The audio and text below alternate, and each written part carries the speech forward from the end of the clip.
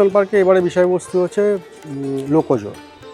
লোকজ হচ্ছে একটা প্রায় 4000 বছরের পুরনো লোক সংস্কৃতিকে নিয়েই কাজ হচ্ছে, এবং যে লোক সংস্কৃতিটা বলতে পারি যে মহেঞ্জোদারোর মতো একদিন মাটির তলায় চাপা পড়ে যাবে, মানে প্রায় পড়তে চলেছে। তো যেটুকু ছিটে ফোঁটা বেঁচে আছে সেটাকে নিয়ে এবারে লোকজ। প্রতিমার ব্যাপারে এক্ষুনি আমি সব বলছি না, এইটুকুনি বলতে পারি ওদের, মানে আমি যেহেতু লাল মাটির কাজ করছি একটা লোক সংস্কৃতিকে নিয়ে, তো লাল মাটির একটা ছাপ থাকবে, একটা পুতুল পুতুল ব্যাপার থাকবে প্রতিমার মধ্যে। তার সাথে সাথে আমি যখনই কাজ করি আমি শাস্ত্রীয় বিধানকে সঙ্গে নিয়েই কাজ করি, মানে যেখানে পুজো আর্চা করতে মানে 8 থেকে 80 বছরের সবার যাতে হাতটা বুকের কাছে উঠে যায় জড়ো হয়ে, সেইটা তো অবশ্যই থাকে। তো সব মিলিয়ে একটা পুজোর পরিবেশ তো থাকবেই, তার সাথে একটা সংস্কৃতির মেলবন্ধন থাকবে।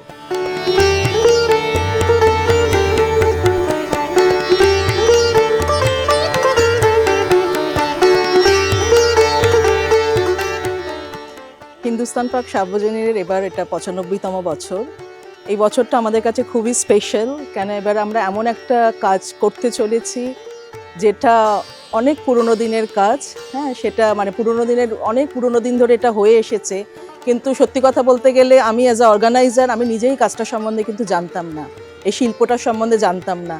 তো এই শিল্পটার সম্বন্ধে আমি নিজে জানতে পেরে খুব খুশি হয়েছি, এবং আমার মনে হয় যেসব দর্শকেরা এখানে আসবে তারা এই পুরনো এই শিল্প যেটা লুপ্ত হয়ে যাচ্ছিল সেটা সম্বন্ধে জানতে পারবে, তাদেরও খুব ভালো লাগবে।